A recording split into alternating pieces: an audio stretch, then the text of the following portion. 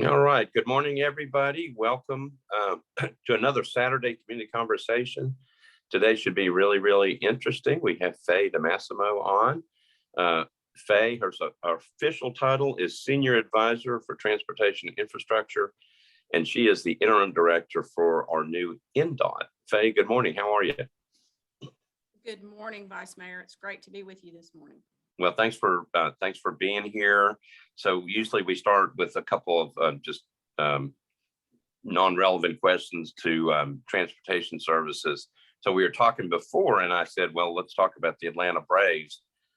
And you said you're a New York Yankees fan. What are you doing being a Yankees fan? Well, think about my last name. So my husband is from New York. And as a part of our marriage, we made a mutual concession that he would become an Auburn fan because he didn't really have a college football team, and I would become a Yankees fan because I really wasn't all that married to any particular baseball team. So that's where we are. But you spent a lot of time in Atlanta. I don't understand how this. I mean, obviously you don't want to break a marriage vow, but couldn't you have cheated a little bit? Well, I think I did actually a little bit because one of the projects that I had when I was Cobb County DOT director was when the Braves sort of top secret move to Cobb County, and their new stadium at what's now called Truist Park was originally SunTrust Park, and I was responsible for all the transportation infrastructure around that stadium and getting it built out, and knew about it for months and was unable to tell a thing. So, all right. So if there's a problem getting in and out of the baseball stadium in Atlanta, then I should blame you. Is that it? but I will tell you, you will find it is flawless. You will All right. not I've only have been trouble. I've only been to one game there, and actually I didn't have any trouble. So Exactly. thank you. So Exactly. let me ask you a question. I was there the last game at I guess it would be Turner Field. I was at that game, and they after the game was over, the Braves dug up home plate, and they and Henry Aaron, who was still alive at the time, he came out. I think they gave home plate to Hank Aaron, and then they had a van come in, like some type of van. He got in the van, and then they transported home plate to the new ballpark and then put it in. And people stayed in the stadium and watched them go all the way up. I think it had a police escort. Were you involved in that? I was. And is there anything secret at this point you can tell us that is now no longer secret since it's already happened? No, not really. It's just when the Braves came to us, all of the Braves leadership came to Cobb County and said, we're interested in moving to Cobb County. There were these meetings that were going on, and the only people at the time that were involved were the chairman of our county commission, the county manager, myself, and the finance director. So there were 4 people who knew. And so everything for months around their negotiation and their ultimate decision and commitments that they needed around infrastructure and so forth were all happening in this, we couldn't talk about it to anybody. So when I would need for some kind of site evaluation to be done by my engineering staff, I would have to send the guys out in the field and say, look, I need for you to go look at this particular area. And think about if we had an intersection there that looked like this, what would we need? So you were asking staff these hypotheticals and they had no idea. So I'm sure during that period of time, they thought I was a little bit crazy. I got it. Well, the job that you're taking, we're also thinking you may be a little bit crazy. But so one last question before I get into the discussion. So did you get to meet Hank Aaron? I have met Hank Aaron before. I have, not as a part of that, but I have met Hank Aaron before. I lived in Atlanta for 25 years. And so over the course of just doing things and working for government, and you interact with officials of at various levels. So I have had the opportunity to meet him. I also had the opportunity to meet John Lewis. when Oh, I wow. was working on a flyover bridge for MARTA at their North Springs station in Atlanta. And that was a goosebump moment for me. Very, very amazing. So I got to meet Hank Aaron, but it was just to get a ball signed. So it wasn't a very big conversation. He signed the ball and gave it to me. Got it.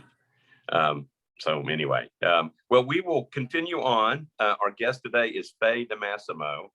She is the Senior Advisor for Transportation Infrastructure out of the Mayor's Office and also the Interim Director for NDOT, Nashville Department of Transportation. Welcome, Faye. Good morning. We have a couple of council members on. Councilmember John Rutherford is on, and Councilmember Tom Cash is on. We really appreciate those guys being on, and we appreciate all of you who are listening or who will be watching. This should be a pretty interesting conversation. So the first question I usually ask all my guests is, Faye, tell us a little bit about yourself. Where are you from, and just some interesting stuff about you in general. Sure. So I'm originally born in Birmingham, Alabama. And lived in Birmingham for 18 years. Went to school at Auburn. I have 3 degrees from Auburn, and so then moved to Auburn to live, and was head of the Regional Planning Commission there. Lived in Auburn for 18 years, and was with Federal Highway at the end of that, and transferred with Federal Highway during the middle of the Olympics to come to Atlanta to help Federal Highway and others with the Olympics work, and then the work after the Olympics, and lived in Atlanta for 25 years. I am married to, my husband's name's Tom DeMassimo, and he served as the commander of the cavalry under the first President Bush, serving out of Fort Benning under Desert Shield, Desert Storm. He is just a remarkable guy. And we have 3 sons and 2 granddaughters. And we do rescue dogs and so forth. So that's a little bit of the sort of, more soft side there. Tell me, so I know that Fort Benning is close to Auburn. How did you meet your husband? A blind date. Some mutual friends fixed us up on a blind date. Tell you sort of the really quick story is I had been married previously, but my first husband passed away when my oldest child, was 4. And so 6 years, he was 6 years old when my husband and I met 30 something years ago on a blind date. Everybody wants you to get better. Your friends find the people that they think. And so we were introduced and went on a blind date to a military ball. And the rest is history, as they say. That's interesting. So my son-in-law was stationed at Fort Benning, and they have a new infantry museum there, and that's where they hold the military ball, and it's a big deal. So is that what you're talking about? Was that in? It was, and this one was held at this one was held around Valentine's. And I'd really never been, my dad was served in the military, but obviously I wasn't around during that period of time. And so this was really the first time I'd been, really involved and engaged around the military. And because he was the commander, when they deployed and went to Desert Shield, Desert Storm, the commander's spouse takes over responsibility for all of the spouses and families that are left behind. So I've got stories, fun stories, some of them fun stories that I can tell from that period of time while they were away doing their work. So that's very interesting. So interesting, the whole thing and the responsibilities. And thank you for doing that, because I know how difficult that can be on families. So tell me a little bit. So obviously from Birmingham, went to Auburn, and you got all these degrees. How did you get interested in transportation and infrastructure related to that? So my senior year undergraduate at Auburn, my senior year, I did an internship at the Regional Planning Commission. It's called the Lee County Area Council of Governments. And at that time, the 1980 census had recently completed, And that area was going to qualify as an urbanized area. It had reached the population threshold and was going to become a metropolitan planning organization, an MPO. So similar to what GNRC has here with the MPO program that qualifies us for all the transportation dollars. We were being designated an MPO, and after my internship, I was offered a job to run that program. And so both my internship was around transportation, and then this job offer was around transportation. And it became very apparent to me that transportation is the driver for almost everything. It's how you get to the places where you need and want to go in a safe way. It connects us to jobs, it connects us to healthcare, it connects us to education, it connects us to each other. And so I really became really excited about that, and really that's how I got into it. I also started off at Auburn. My undergraduate degree originally was in architecture. And the way I got over into planning and then into transportation was that it became much more fascinating to me that rather than designing a building, how do you design a community? Because designing communities is really complex. It's about policy, it's about politics, it's about infrastructure, it's about, you know, how you understand the thoughts and ideas of the people who are there. How do you knit it all together in a way that serves a whole lot of different aims and so forth? So that to me was so much more interesting. So I went from architecture, which was still in the School of Architecture, I went into community planning. Very good. Tell me, okay, so I have a lot of questions that came in over the week. So we're going to get to those in just a second. But tell me how you got to Nashville. You were obviously working in Cobb County. How did we steal you away, and what brought you to Nashville? Sure. So, well, I was actually working for the city of Atlanta, for the mayor of Atlanta. I'd left Cobb County and had gone to work for him, and was working there with, I think many of you may know, Kristen Wilson, who's our chief operating officer.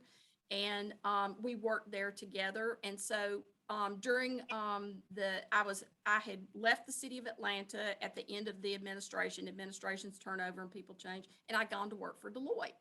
And in my Deloitte role was doing work all over the place. And so Kristen had moved to Nashville, had met then council member Cooper, and he had expressed all of the concerns he had around transportation. And she said, I've got somebody for you to talk to. And so for about a year, Councilmember Cooper and I talked transportation, and I came over and visited with lots of different folks in Nashville 3 or 4 times. And he then said he was going to run for mayor. And if he won, he wanted me to come over and do what I'm doing now. And that's how I got here. And who knew? I mean, I think a lot of people thought that this was a very interesting move to make, but it's been, I love Nashville. It's been a remarkable place. Well, we're glad you're here. So tell people who are listening what NDOT is, and maybe explain how it kind of emerged out of Public Works. So yeah, explain kind of what it's doing at this point. Sure. So when we did the transportation plan, so one of Mayor Cooper's campaign commitments was around a new transportation plan for Metro Nashville. We spent that first year doing that. And one of the recommendations of the actual transportation plan was it's not good enough to have a plan. You've got to make a difference in people's lives, which means you've got to get things implemented. You've got to get things done. And the Public Works Department simply wasn't built to do that sort of thing. There wasn't a focus on transportation. It was dividing its time with solid waste and what were more traditional public works kinds of things. And so if we were really going to deliver, we knew we needed a sustained focus on transportation. So the new NDOT was one of those transportation plan recommendations. And after the transportation plan was adopted, that recommendation was also brought forward to council. Eventually would be considered under a charter amendment. But we manage the Metro-owned right-of-way in Davidson County, and we're responsible for all the transportation-related functions in the right-of-way, including road maintenance and traffic signals and paving and sidewalks and bikeways, bridges, capital road improvements, stop signs, pavement markings, parking and permitting, you name it. All those are housed within NDOT. we provide a sustained focus on these transportation challenges that are facing Nashville. You know, this is a growing city, a vibrant city. And as we continue to grow, we've got to build out a more sophisticated 21st century multimodal transportation network that prioritizes safety and equity, and maintaining quality of life. And as I said, you know, to me, it's pretty simple from the perspective of what we've got to do successfully is get everyone to the places that they need and want to go safely. So if we differ from the former Public Works in that the solid waste function has moved to Metro Water Services. I know that there was one of the questions that was submitted early on was around that, and we can talk about that in a bit. And the greenways and transit remain in their respective departments, but we have a nearly daily level of interaction and coordination and collaboration with parks and with WEGO in terms of how this really is multimodal infrastructure and making sure that it all really does serve as a network. Okay, so so tell me, the council obviously approved some initial things regarding the creation of NDOT, but it requires a charter change. So can you tell folks what exactly that means? Well, it'll go forward for a vote, a referendum vote. It requires a vote of the people in order to make charter amendment changes in Metro Nashville. And as the council considers when the next round of charter amendments will be undertaken, and I know that Councilmember Henderson is chairing that committee,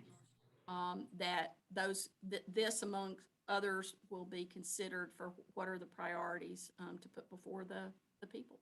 Okay, so at this point, obviously it has to be approved at some point by the public to make it completely valid. So one of the questions was the authority of NDOT to function at this point, whether they have the ability to enforce or penalize or things like that. How does that work right now? It works just like it will once we're formalized under referendum. We exist under the current codes and regulations and so forth, and we do have enforcement tools and responsibilities and actions that we own for enforcement actions within the right of way. So things like permitting of lane closures, road closures, sidewalk closures, things like parking enforcement, et cetera. So all those kinds of enforcement actions are still owned within NDOT now, just as they were in some measure in the public workspace. I would say the big difference is how active and proactive and management oriented and performance driven we're being in that space, and really organized to a performance end with a real transportation focus versus our previous practice. But that'll be formalized, I suppose, a bit more in a charter amendment. Okay, so I'm going to throw some different topics out that people brought up, and let you go with it. So rapid transit. Somebody mentioned what are we doing about rapid transit? What more efforts are going to be engaged in actually doing more of it? Right.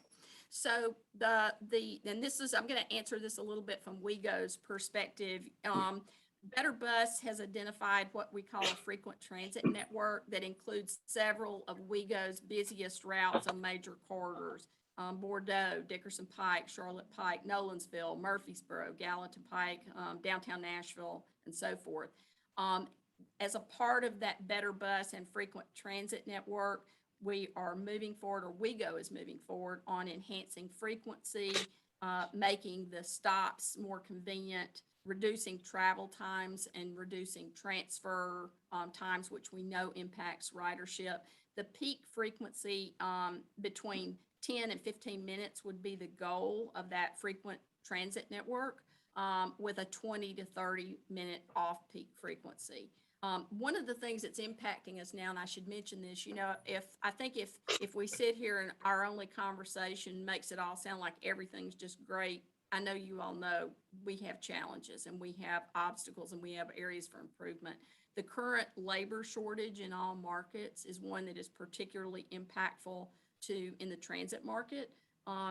in our ability to deliver service. So our goal, one of our goals right now, or WeGo's goals, is to improve their current staffing levels. So recruiting and retaining drivers is one of their top priorities, so that we can continue to advance the more rapid transit goals in a meaningful way. Okay.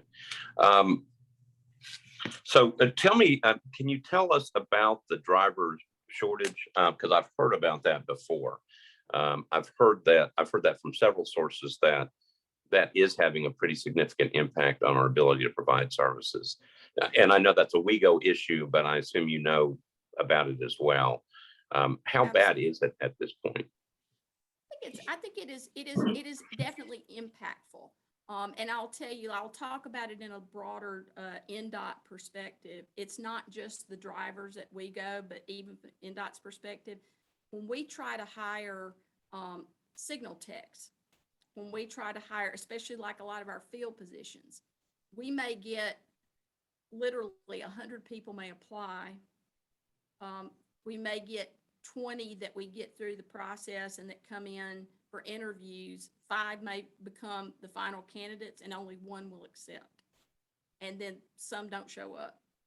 So, I mean, those kinds of that motivation, that what you're hearing nationally right now about motivation in the labor market, especially around the jobs that are more mid-range and so forth in pay, you know, getting candidates that get all the way through the process, that they're both qualified and they clear background checks and they show up and they're, you know, and so forth, it's a challenge for us.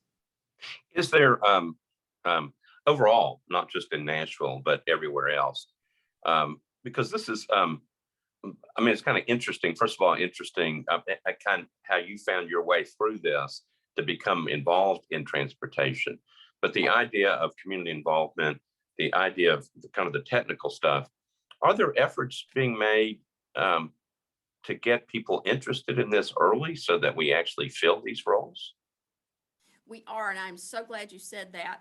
I don't know if you've had a chance to read our newsletter that we send out to you every week from yesterday, but one of the things that we're working on right now is we are going to work with Nashville State Community College to develop a transportation technology degree, so that we are helping them to develop content that will provide successful and meaningful, and using our expertise to do that, successful and meaningful degree programs for their for the folks that are you know, going to their school.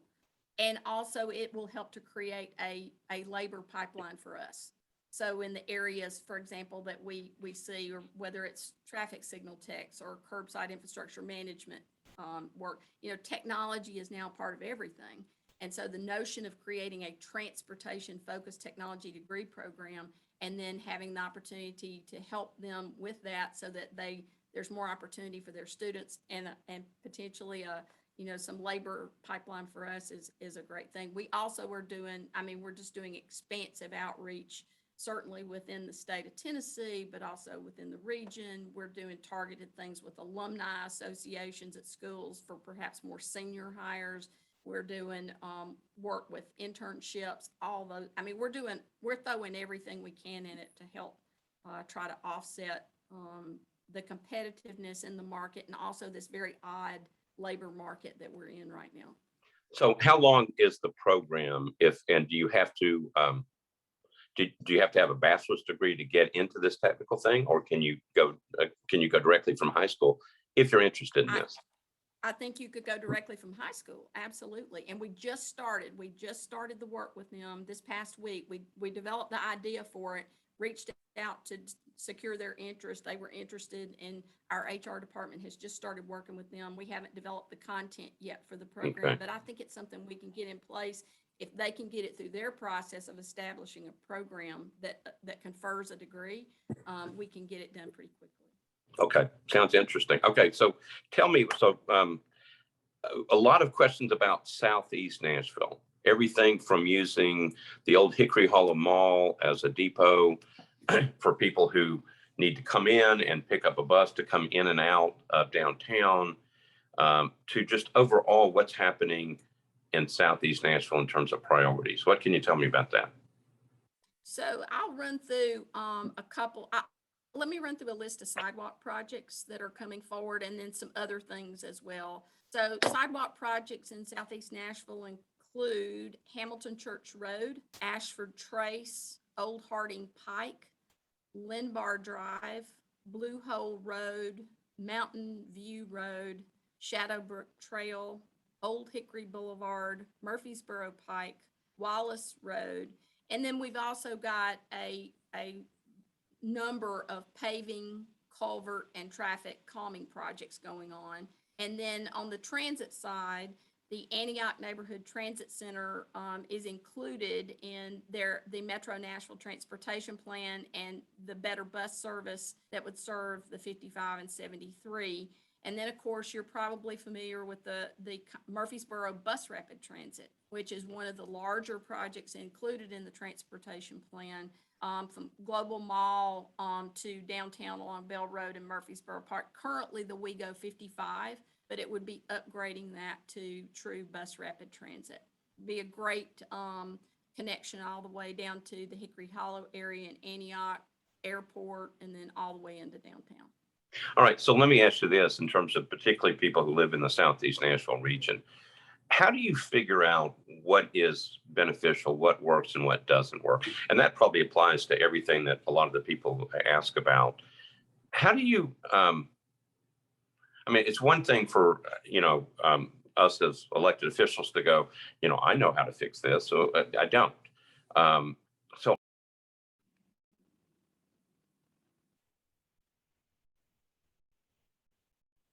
Vice Mayor, your audio has gone out.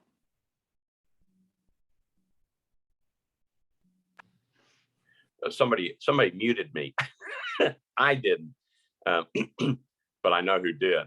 All right, so let me repeat the question, or at least most of it. How do you figure out what people want, particularly in the Southeast region, because that region is growing immensely? How do we figure that out? So I would tell you there's, I think a way to make it more simple to understand, there's sort of two things that we do. The first is exactly the same approach that we took with the transportation plan. The communication skill that we should use the most is listening. And so what we did was there's been a lot of good technical work that's been done in Metro Nashville in the recent past, especially by WeGo, with In Motion, the high capacity transit corridors work, and then the work that was done under previous administrations, identifying transportation needs and so forth. There's been a lot of great technical work that has put a lot of really good ideas on the table.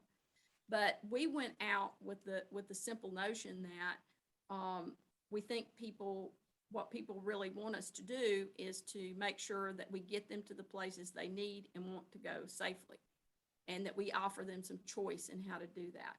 And so when we went out to develop the transportation plan, and this applies the same to this part of Nashville that we're talking about now in the Southeast, especially in the high growth areas, we went out and we listened. We didn't go in and say, here's what we're going to do. What do you think? We said, what do you think? And then we took all of that input, and that's what we do in Southeast Nashville and everywhere. We listen to the community about what their lived experience is of the problems that they're encountering and the things that they want to see. And we bring that back and we pair that up with and integrate that with the really good technical work that's done. And then we bring forward solutions and say, this is what we would recommend. What do you think about this? And we listen again. And I'll give you an example of a place to sort of underscore how and why that's working right now. So one of the things why it's important to not discount, to your point, I think, Vice Mayor, why it's important, I think, don't discount the engineering and the technical piece of it any more, than you should discount just what the public thinks and wants and what the council members bring to us and so forth. All of those things are valuable ingredients in what we're trying to create and make here. So, one of the things that we have is on our traffic stop signs is a really good example, is that a lot of times people will have real issues and problems and concerns with speeding or with a particular intersection that's in their neighborhood, and they will come forward with a request for traffic signs, stop signs, and we will do the analysis, and it won't meet warrants. And what the past practice has been is that it would go to the Traffic and Parking Commission, and the Traffic and Parking Commission would just automatically, frankly, overturn the engineering analysis and say, the community wants it checked. And when we came in, one of the things we said was, well, let's take a minute, because understand that when you put stop signs in places where they don't meet warrants, while it might seem counterintuitive and it might not feel that way to you, it in fact makes it less safe and may create more liability, frankly, for Metro, because if you start having a lot of rear end crashes in an intersection that wasn't because the stop signs there now, that's both a liability for us, and it also means we haven't really addressed the problem. So what we're working with the Traffic and Parking Commission to do now is, when a request comes in for stop signs, as an example, there's others, and the warrants say it doesn't meet, that rather than automatically overturning us, what we've done is we've said, give us a 1 month deferral, and we go out and we send a little strike team, if you want to call them that, a little SWAT team out to work with the community, with the members who have the concerns and the problems. They're real problems and they're real concerns.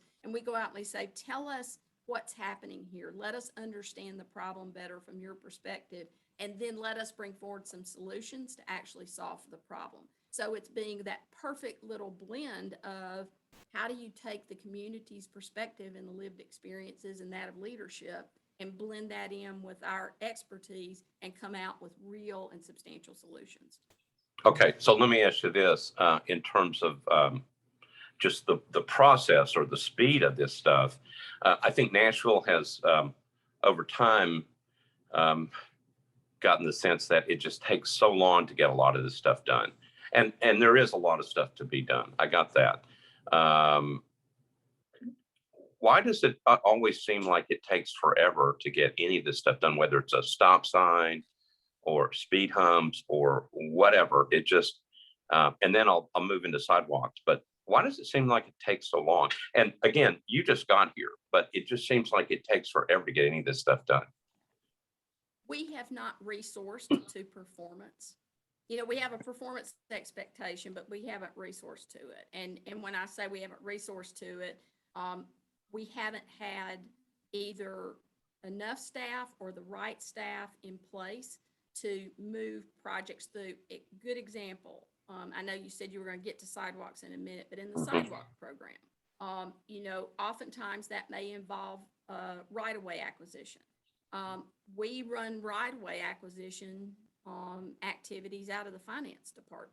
A proper DOT should have its own right-of-way staffing so that it's moving through projects. I mean, you're going to have easements. You're going to have, little pieces of right-of-way that need to be acquired. You're going to have those kind of activities, as an example, in nearly every project in some fashion.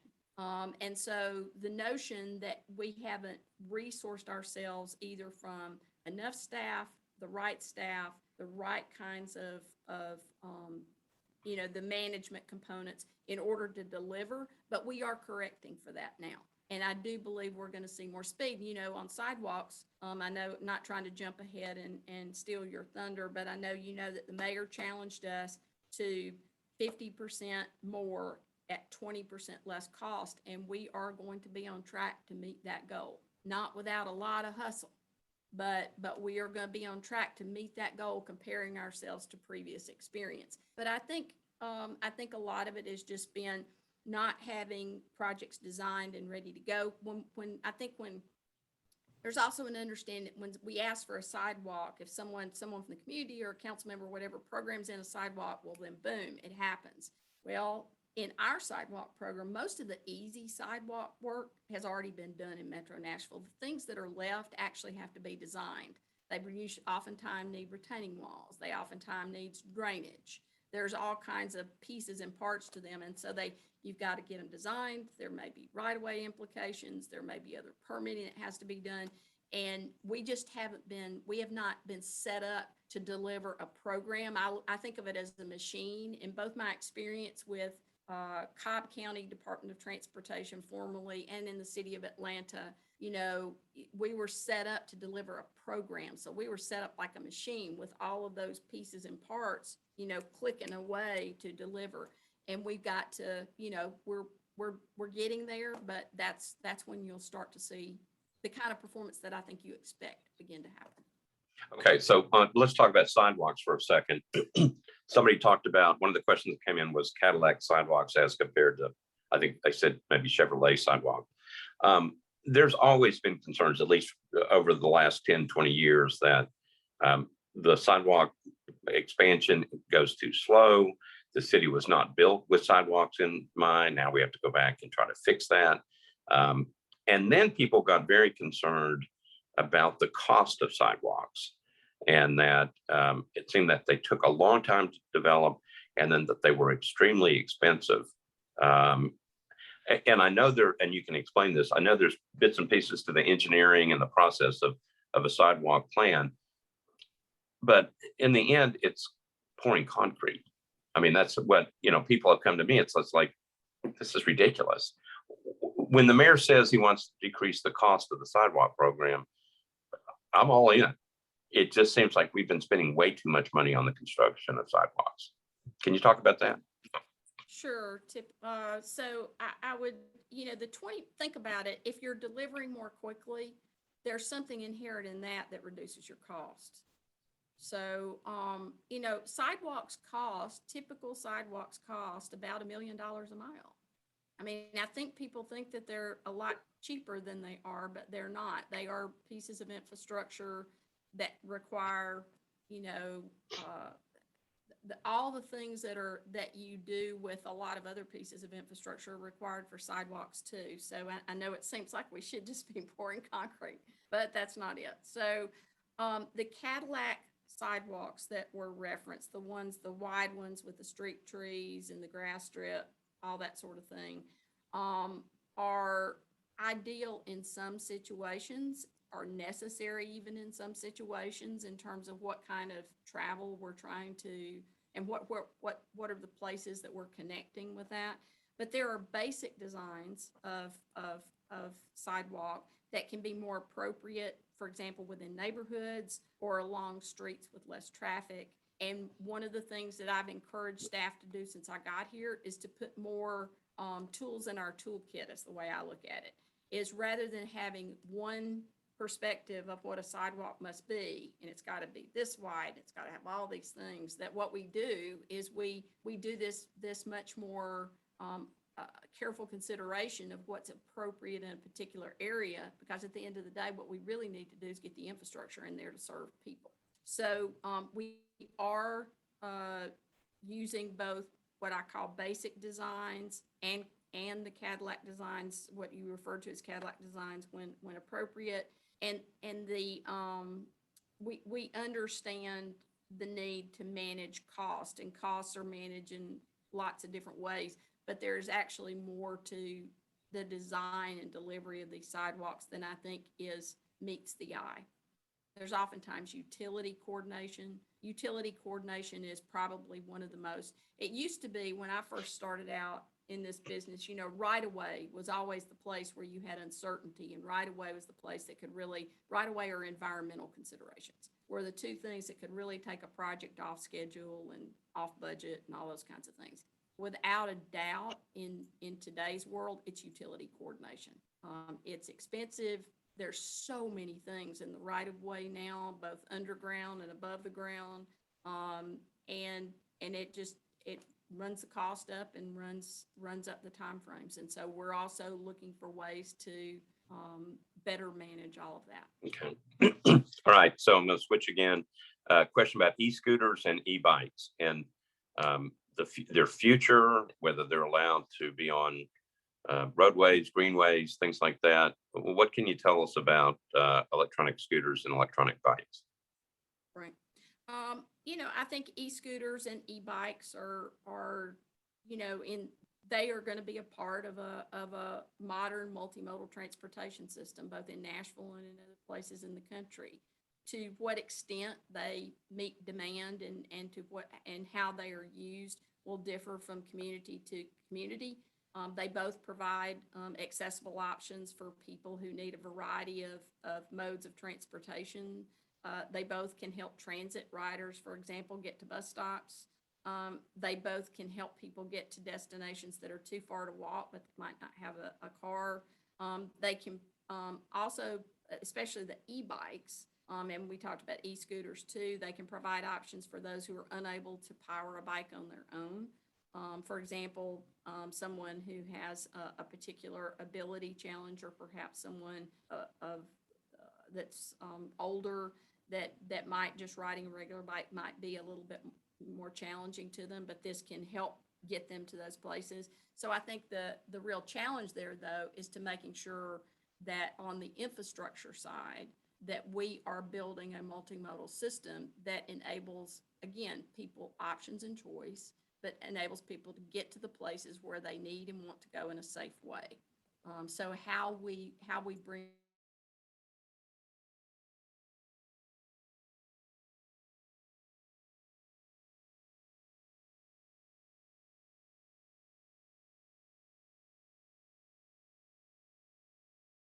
I started to say 24/7, but I told the guys the other day that I think we're a 25/8 operation.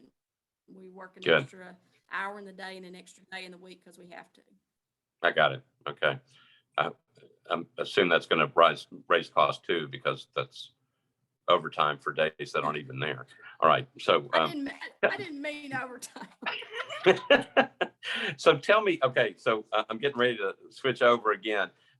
So trash pickup, there was a question. I know that's not within your realm, but somebody asked a question about trash pickup and the charging for trash pickup. Do you know Right. anything about that? That's probably going to be a question for Scott Potter at some point, but I'll ask it because it was one of the things that was asked. Yeah, it is a question for Scott Potter, but I do know this much. So waste activities is moving to water services. That allows the city to have a dedicated focus on the transportation that we've been talking about. Any charges for that that were discussed, none of that was a part of the actual move. That may be a part of discussions in the future, but city council would have to vote to approve it. There's not a current plan for those costs. Remember that those that live in the GSD already have to pay. So anyway, but for others, that's a future question that's not yet been even brought up at this point. Okay, all right. I got a question in the chat box. It was about electrifying the system, Earl. And I think maybe what it's talking about is better traffic flow.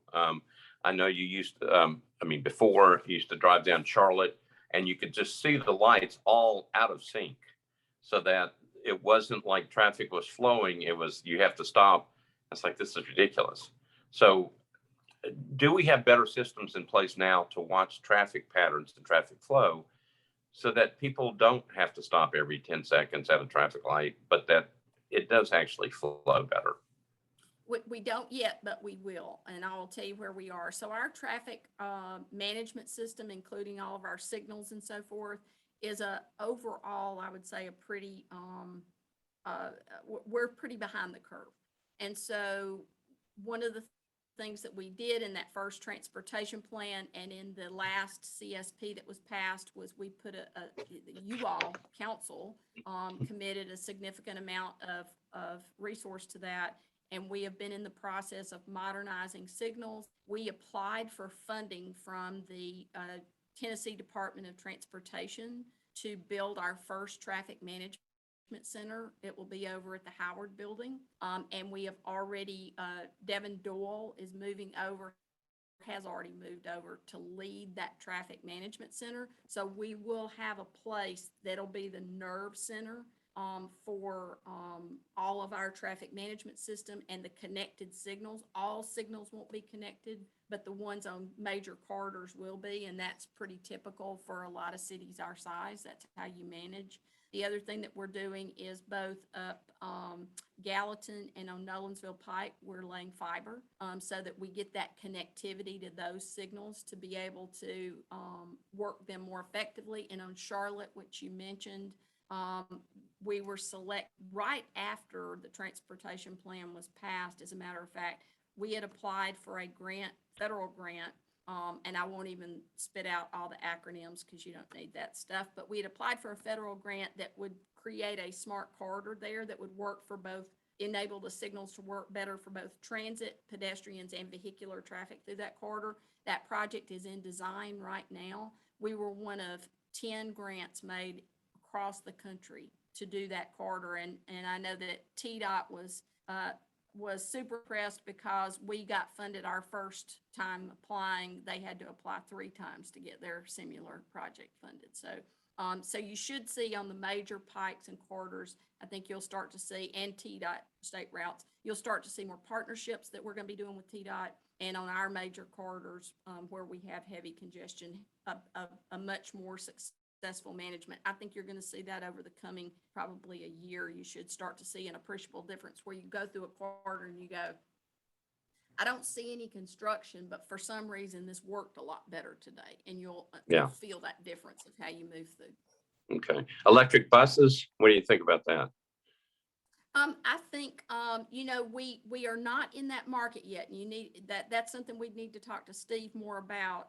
I personally am a big supporter of electric buses, and I think that is where that market for all electric vehicles is going to be growing, and we need to be preparing for that. We did a grant application, interestingly enough, a few months back. We haven't heard from it yet. This is a federal grant, and we did a grant application with the Metro Nashville Public School Systems, with NES, and with us to do some electric school bus pilot.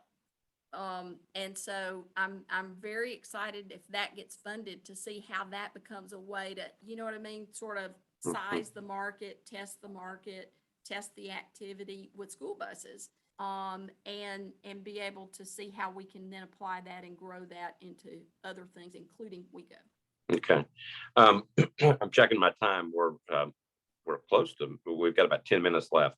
Tell folks about Jefferson Street CAP project and what's going on with that. And then I know there was a meeting, I think was it last week? I can't remember now, but there's other meetings scheduled. So tell folks about what's going on with that. Well, I think the first thing I want to do, Vice Mayor Shulman, is I need to thank you because you came to that last meeting, the kickoff meeting, and I understand that we ran short on water bottles. It was a tad warm out there, and I heard you made a water bottle run. I did. So I wanted to personally thank you. So that's commitment. That's commitment. So our next meeting is at 6:30 p.m. on October 28th at Hadley Park. And the Jefferson Street CAP or I-40 CAP project is a project that, if you're familiar with that area, the proposed CAP that the community is considering whether they want or not would go from DB Todd to 17th and from Scoville to Jefferson Street.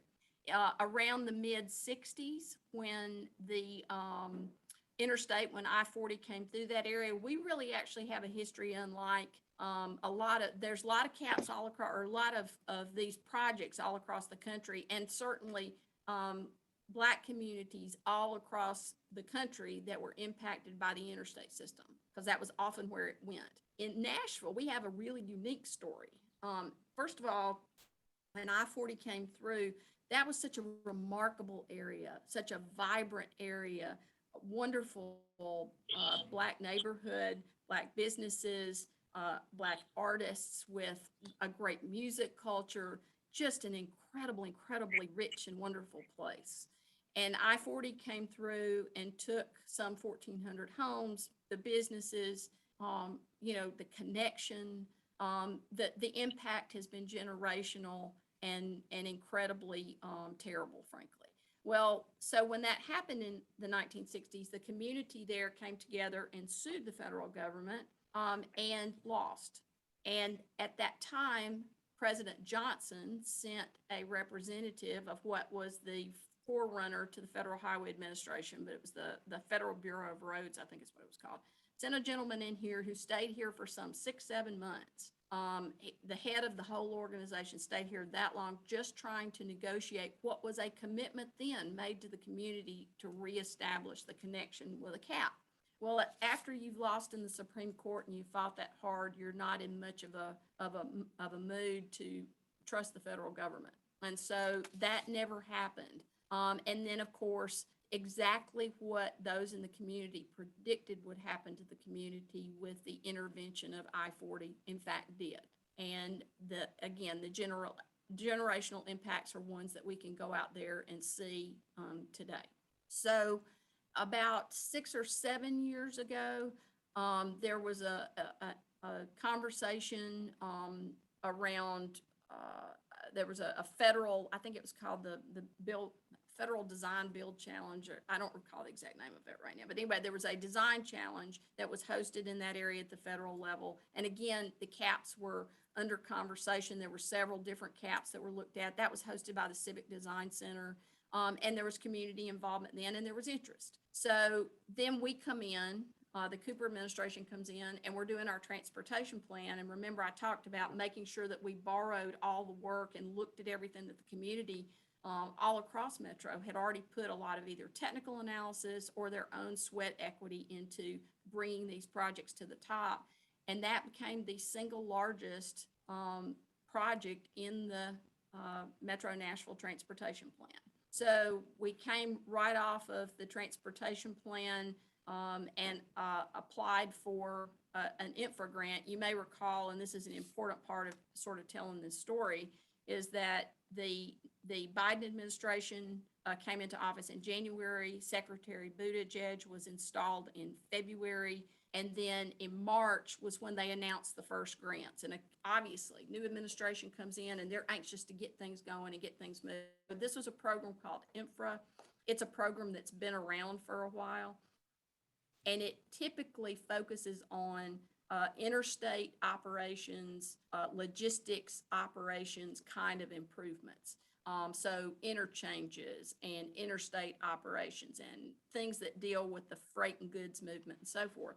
But the administration in coming in and Secretary Buttigieg in his very first remarks started talking about reconnecting communities and mentioning these kinds of projects as the ones that they really wanted to support. And when the grant, keep in mind how fast they were moving, when they put that grant application out, they sort of changed what I would call the preamble language. And they talked about things like, how we reunite communities and how we create more sustainability and environmental justice and all kinds of things like that. They talked about that. But when you got over to the ranking criteria that was always running with that program, which is actually where the folks who just sit in the room and do nothing but score these things out, read them and score them out, they didn't change any of that criteria. And at the time, even during the application process, we called that to their attention, and they were moving fast. There was really no time to change that. We went ahead and applied with some hope that maybe that the other stuff would somehow get taken into account. We were not funded, but we were told we ranked among the highest in the country in terms of innovation, in terms of reconnecting communities and environmental justice sort of considerations, and in terms of climate change. So we were encouraged to apply again. We also sent them some comments, both to the administration and to the USDOT folks that actually rank, that are those folks that I said sit in the room and do nothing but rank. We sent them a set of comments to help them think about how this can go the next time through, and how they can take into account more of those things that they talk about as policy aims. So where we are now is we said, okay, so that's where we are, but we still want to continue to move forward with the conversation about this very important project. And so we're going to start a community-led design part of the effort that we're funding ourselves. And then we went, and we're going forward, though, with the way of saying, do you want a cap? It's back to kind of what we did with the transportation plan, is we have been moving along the path of a cap, but let's stop for a minute. Let's take a minute and say, community, do you want a cap? And if it's a yes or no, and then if the answer is yes, well, then what do you want that cap to be? What do you want it to look like? What do you want to have on it? What do you, the community, it's yours. What do you want it to look like? And so that's where we are. This will be the second meeting, and it's 6:30, October 28th, Hadley Park. Okay. All right. And that's important for people to go to if they really want or are interested in this. Absolutely. So last question, we have about 3 minutes left. Affordable housing, workforce housing along the corridors, transportation lines. Tell us how, when you're looking at transportation, you're looking at the needs and how to make this all work. How do you coordinate the piece of affordable and workforce housing into all that? So there's several things we're doing right now to do that specifically. In the transportation plan, there were two of the Pikesville Rapid Bus, the Clarksville Pike Rapid Bus, and then the Murfreesboro BRT lines. We committed an additional 2% of the funding of that project will go towards affordable housing initiatives that go along with the transit project itself. On a daily basis and in all the other work we do, we are working with MDHA, with Courtney Pogue in our community and economic development, our department or office. He's the director of that. And also with Amazon. Amazon made a $75 million commitment to affordable housing in Metro Nashville. We are working with them now on an agreement around a transit-oriented development position and the actual strategy that you have to have in order to engage that market, so that we can work really effectively with them. And so every project is evaluated for the opportunity to work with all of those organizations that I just named to make sure that we're thoughtfully considering affordable housing and how it would fit and who's in the leadership role on that. Okay. I know it's important to a lot of people, obviously. It came up the last time in terms of discussions with the referendum on the transit program that Mayor Berry had proposed. So I know it's going to continue to be a major part of the conversation as we plan all these different parts of the transportation program and infrastructure. So reminding us that the children particularly can't grow up on busy intersections. That's dangerous. So all that comes into play in terms of how we do this. I think we are out of time. That's why I keep looking over here to check on my clock. Faye, thank you. Faye DeMassimo, thank you for being a guest on the show. We may have to have you back as we do more of these different things, particularly with Jefferson Street. The cap is being discussed. There are so many parts of this that are just interconnected with a lot of the other issues that go on in Nashville and Davidson County. We are so glad that you moved here from Atlanta and is taking on this challenge. I have one last question for you. It's very important. I noticed your sweaters are different colors, your sleeves. Is that right? Or am I just, yeah. So why is that? Well, it's the way that it's a block pattern on the sweater. And so it goes like this. Well, I was going to tell Mayor. I wasn't expecting that question for sure. Well, I was going to tell Mayor Cooper that we're not paying you enough because you've had to patch together a sweater to be on the show.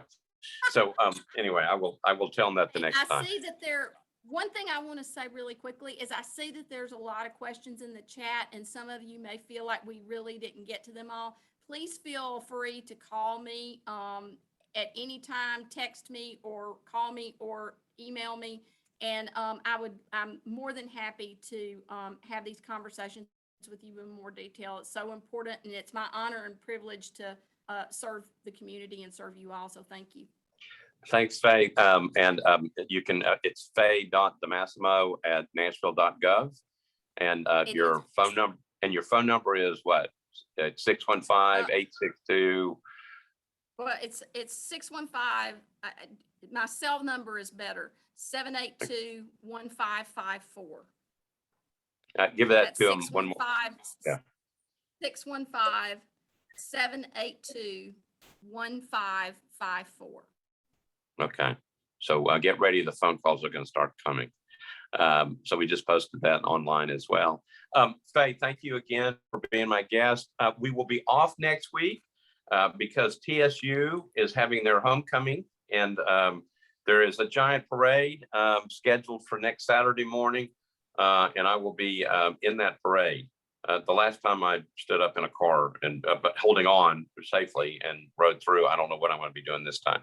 But we will be off next week, but we'll be back in 2 weeks. You all have a safe and wonderful weekend. Big game tonight, Tennessee, Alabama. The Braves and the Dodgers play tonight. Faye, I don't know if you remembered that, but the Braves are still in. The Yankees are out. Braves and Dodgers play tonight. You all have a good, safe weekend. We'll see you in 2 weeks. Thanks, everybody. Bye.